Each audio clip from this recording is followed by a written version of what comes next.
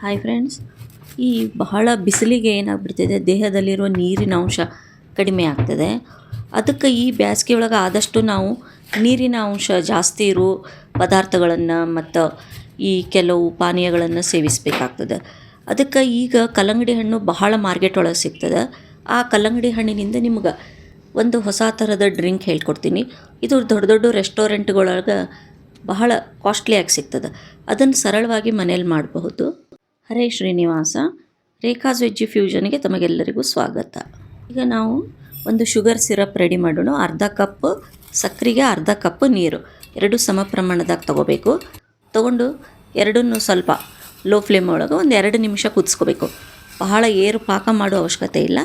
ಸ್ವಲ್ಪ ಸಕ್ಕರೆ ಕರಿಗಿ 1 ನಿಮಿಷ ಕುದ್ರೆ ಸಾಕು. ಇವಾಗ ನೋಡಿರಿ, ಕೆಂಪಗಿರೋ ಈ ಕಲ್ಲಂಗಡಿ ಹಣ್ಣಿನ ಒಳಗೆ ಫೈಬರು ಇರ್ತದೆ ಮತ್ತು ವಾಟರ್ ಕಂಟೆಂಟು ಜಾಸ್ತಿ ಇರ್ತದೆ. ಅದಕ್ಕೆ ಮಾರ್ಕೆಟ್ ಒಳಗೆ ಎಲ್ಲಿ ನೋಡಿದ್ರು ಈ ಕೆಂಪಗಿರೋ ಕಲ್ಲಂಗಡಿ ಹಣ್ಣು ಸಿಗ್ತಿರ್ತದೆ. ಮನೆಗೆ ಒಂದು ದೊಡ್ಡ ತಂದಿರ್ತೀವಿ, ಆಮೇಲೆ ಅದು ತಿಂದ ಮೇಲೆ ಅರ್ಧನೋ ಸ್ವಲ್ಪನೋ ಉಳಿದಿರ್ತದೆ. ಅದರಿಂದ ನೀವು ಯಾವ ರೀತಿ ಹೊಸ ಥರದ ಡ್ರಿಂಕ್ ಮಾಡ್ಬೋದು ಅನ್ನೋದನ್ನು ಹೇಳ್ತೀನಿ. ನೋಡಿರಿ, ಎಷ್ಟು ಚಂದ ಸಣ್ಣ ಸಣ್ಣ ಸ್ಲೈಸ್ ಮಾಡಿ ಅದರೊಳಗೆ ಎಲ್ಲ ಬೀಜವನ್ನು ತಕ್ಕೋಬೇಕು. ನೀವು ಆದಷ್ಟು ಬೀಜಗಳು ಇರಲಾರ್ದಂಗೆ ನೋಡ್ಕೋರಿ. ಅದನ್ನು ಒಂದು ಸಣ್ಣ ಸಣ್ಣ ಚೌಕಾಗಿ ಸ್ಕ್ವೈರ್ ಕ್ಯೂಬ್ಸ್ ಆಗಿ ನೀವು ಒಂದು ಬೌಲೊಳಗೆ ಸಪ್ರೇಟಾಗಿ ಕಟ್ ಮಾಡ್ಕೋಬೇಕು. ಬಹಳ ಸಣ್ಣಗೂ ಬೇಡ, ಬಹಳ ದೊಡ್ಡ ದೊಡ್ಡ ಪೀಸ್ಗಳೂ ಬೇಡ. ಮೀಡಿಯಮ್ ಸೈಜ್ ಒಳಗೆ ಈ ರೀತಿ ಕ್ಯೂಬ್ಸ್ಗಳನ್ನು ನಾನು ಮಾಡ್ಕೊಲಿಕತ್ತೀನಿ.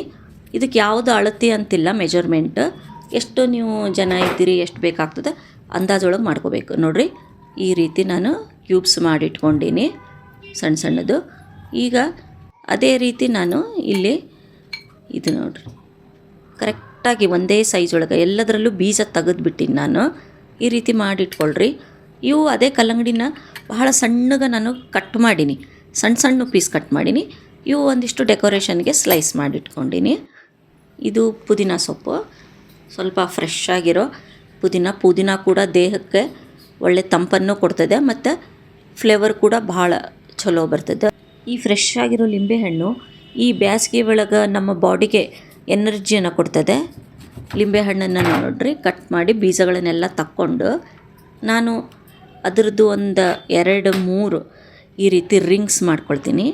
ಲಿಂಬೆಹಣ್ಣಿಂದ ನೋಡಿರಿ, ಥಿನ್ ರಿಂಗ್ಸ್ ಟೈಪ್ ಮಾಡಬೇಕು. ಇವು ಎಲ್ಲ ಮನೆಯೊಳಗಿರೋ ಈಸಿಯಾಗಿ ಸಿಗೋ ಸಾಮಗ್ರಿ.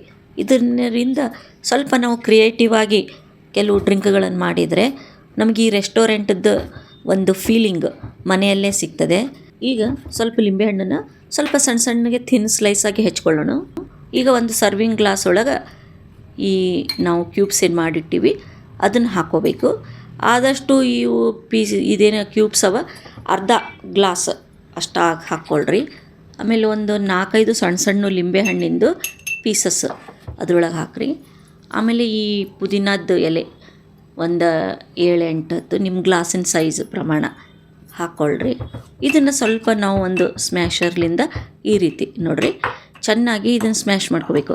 ಅಂದರೆ ಲಿಂಬೆಹಣ್ಣು, ಪುದೀನ ಮತ್ತು ಕಲ್ಲಂಗಡಿ ಎಲ್ಲ ಒಟ್ಟಿಗೆ ಸೇರಿಕೊಂಡು ಅದರ ರಸವನ್ನು ಬಿಡಬೇಕು.